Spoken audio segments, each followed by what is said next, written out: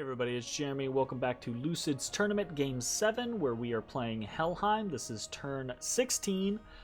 Let's jump into things. Okay, so a little bit more going on this turn than last turn, and a whole lot of important developments. So, Hearst 2 has searched OSINs for magic sites and has found nothing. And then we have a battle. We get to witness a battle in Letia. So, here is the Sarmatian army.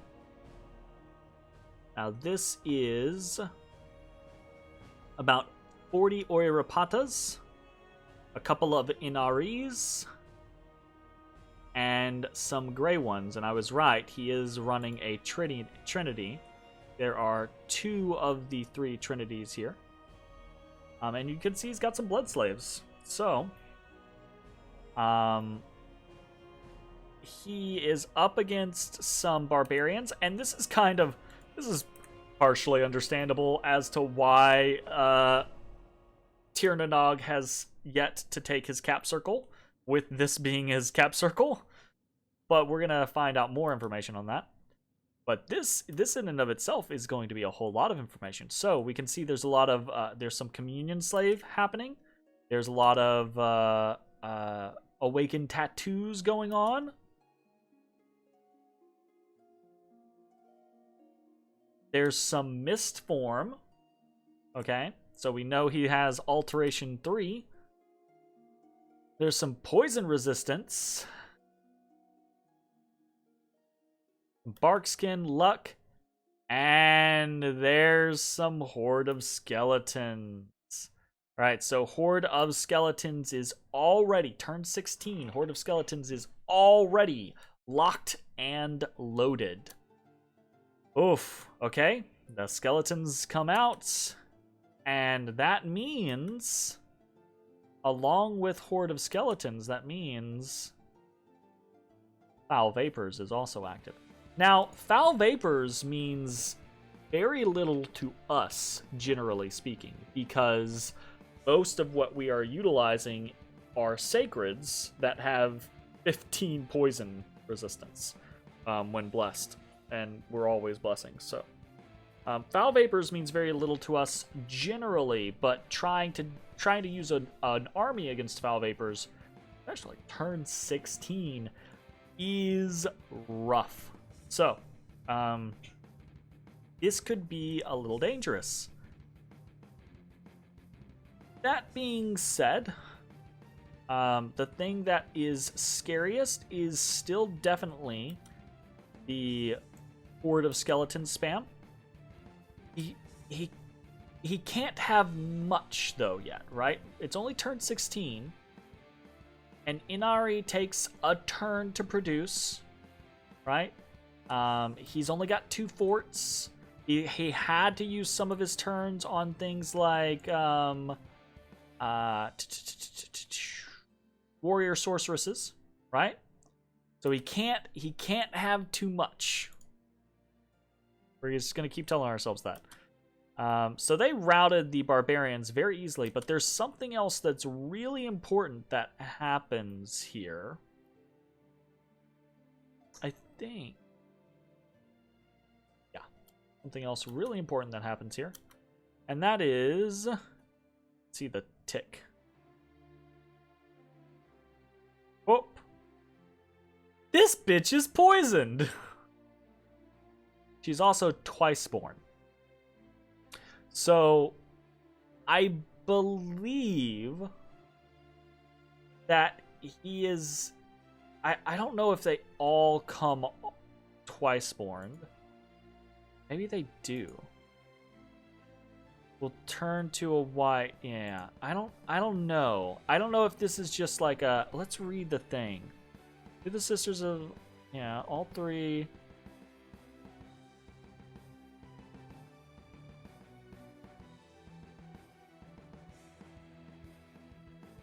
It doesn't say anything about it. They might just. Let's look this up. Let's look this up because this is important. We got 5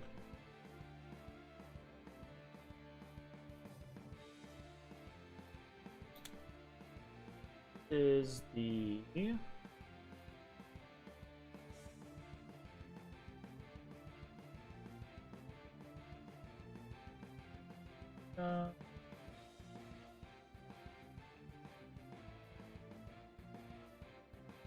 Alright, where? They are called... the gray ones. That's what... So the gray ones... Yeah, it doesn't say anything about them just coming with Twiceborn. So he must have actually Twiceborned them himself. So, this lady passes away. She dead now.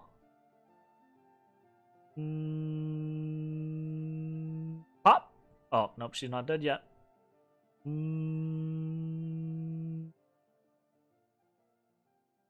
Pop. Pop. She dead. And I think she was the single casualty. We actually take a look. Yeah, she's the single casualty for Sarmisha. So I do not know if that was intended,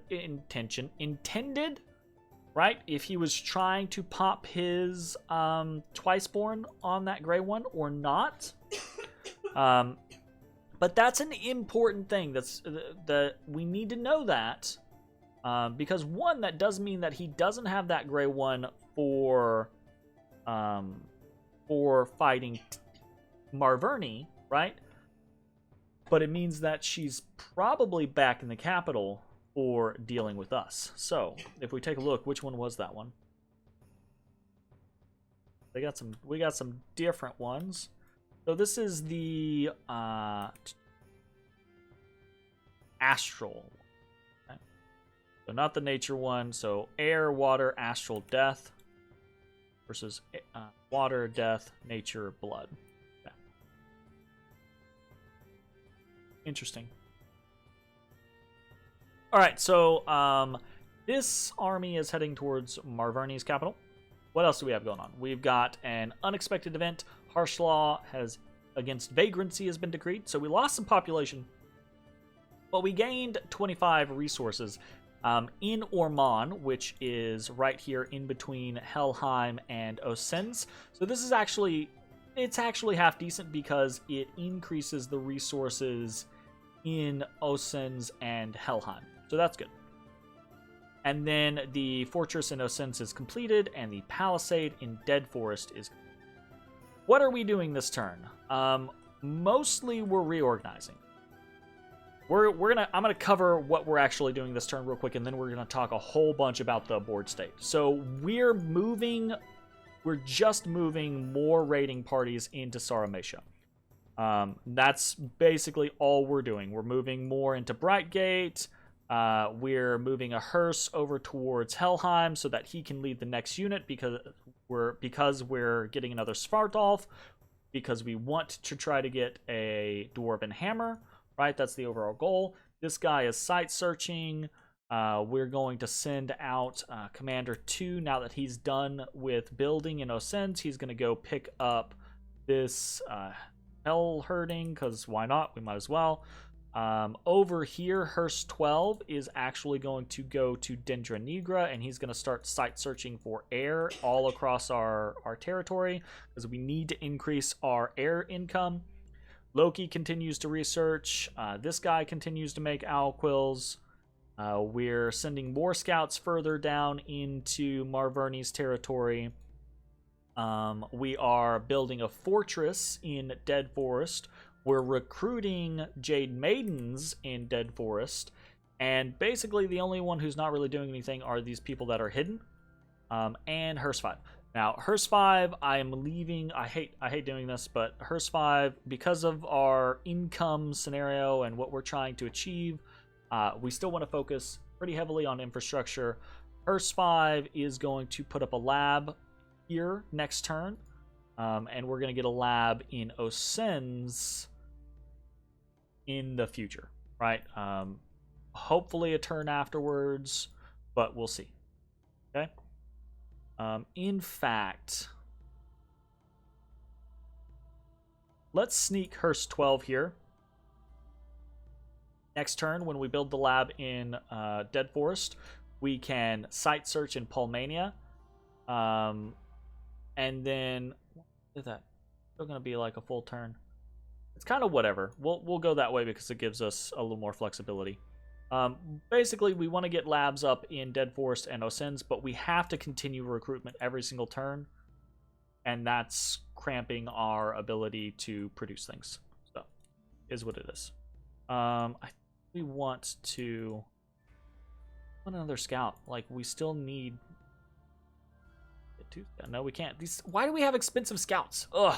Because we have glamored scouts. Why do I care about a glamour scout? It kills me. Okay. That's really all we're doing. So we're not doing anything exciting this turn except for getting in position to Elf Sarmatia. So let's talk about that. We...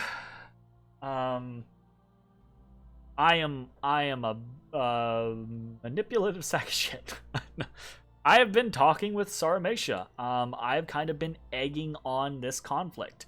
Now, in fairness, Sarmatia reached out to me first because of the whole no cap circle Marverni thing, and is basically has been trying to get me to jump in and take some Marverni lands. And I'm not against that. I'm absolutely not against that. Marverni is a scary nation, especially later on in the game. To make matters more complicated, the reason why Marverni has not taken their cap circle is because they're on Agartha's capital. Right? Uh-oh. So it's Rush City over here, apparently. So this complicates matters, right? I didn't want to attack Sarmatia if Sarmatia had the ability to utilize Horde of Skeletons, right? Or if they weren't going to have to fight much against Marverni. But Marverni assures me that they are going to be able to hold out. First of all, this is a threatening force, but it's not enough of a force that can siege down a castle quickly, right? So Marverni says that he's going to be able to defend himself. It's just going to take him a few turns to get back over here and do something. And if he tries to pull a trick in his capital, right? So I've spoken to Sarmatia. I'm playing both sides here. Sarmatia is going straight for the cap, right? And then gonna try to raid around. So Marverni has pulled in me, right? And is also trying to pull in Tirnanog. I believe Tirnanog is going to attack Sarmatia. Tirnanog, this is going to be a really narrow front, and I think that's kind of sus. Also, Tirnanog took the Yellow Caves. Come to find out, by the way, I was initially annoyed. I was like, oh, that sucks. But it's the Throne of Bureaucracy, which is like the worst throne for us because it's minus money. That's horrible. And it's plus order. We already have 3 order. It does spread a shit ton of Dominion. And we do want Dominion. But, I mean, that comparison is nah. Like, maybe later on we would want it, but I don't want to lose 100 gold per turn. Screw that. Okay, so, Tirnanog might be joining in against Sarmatia. Marverni is fighting against Agartha. He's on Agartha's cap, and now Sarmatia is about to be on his capital. Not this turn, but next turn, we are probably going to attack Sarmatia's capital, as well as most of his other territory. And we've got to worry about, apparently Kalem has said no to coming in against Sarmatia. And Hinam has said yes, but Hinam can't get to Sarmatia, so I think there's a miscommunication there. Abyssia might be planning on coming in against Sarmatia, though. And our plan of, like, here, take Gifa and Forest of Long Nights might still come into. So what are we gonna do? What are we gonna do? We've got. This might be suicidal. This might be suicidal. A large army of Hellherdings can deal with a couple of this. We want to go soon. A large army of Hellherdings can deal with a couple of Inari's casting Horde of Skeletons. We can do that. That one we can deal with. But the longer we wait, Sarmatia has Magic 3. The longer we wait, the worse it's going to get. He is going to outscale the shit out of us. We need to attack sooner rather than later. I would have attacked this turn, but I kind of want to take one turn to pull back slightly and get one more army into position, because I want to hit Saramatia's capital on the turn that we pop with 2 stacks, because I don't think 1 stack is going to be solid enough to guarantee the defeat of his province defense, right? And we have to get on the capital in the first turn, or else. So that is basically the turn. We've got a whole bunch of people all over the place. We're sneaking about. Man, people are moving on these thrones real fast. So very interesting. Marverni's already on Agartha. Sarmatia's about to be on Marverni. We're about to pop on Sarmatia. And as far as I'm aware, nothing else is happening. I feel like this is... Well, I feel like... Of course, there's only really 2 options. Either this is going to go really well for us, or we're going to get turned on and destroyed. But I think because of our infrastructure, I think we're going to be relatively okay. We just need to finish up this infrastructure, and then we need to be able to turn. We need to be able to translate, right, that infrastructure into power. And Dead Force is going to be really important in that with these Jade Maidens. Okay? So I'm really excited about that. It looks like, by the way, I don't think we're going to get enough recruitment points to really boost up to this point. So we should, I say to this point, that words don't mean anything there, Jeremy. To the point to where we can get 3 per turn. I wanted 3 per turn, but it looks like we're probably only going to be able to do 2 per turn. But it'll be okay. We'll figure it out. 2 per turn is still 3 turns, a respectable raiding party that's going to be sacred. It still adds to the mix, so should be okay. All right, that's it. Not even gonna look at my pitiful research. I will see you all next time. Bye, everybody. Yeah, I know there's 5 commanders doing it. They're waiting. They're biding their time. Give them a break.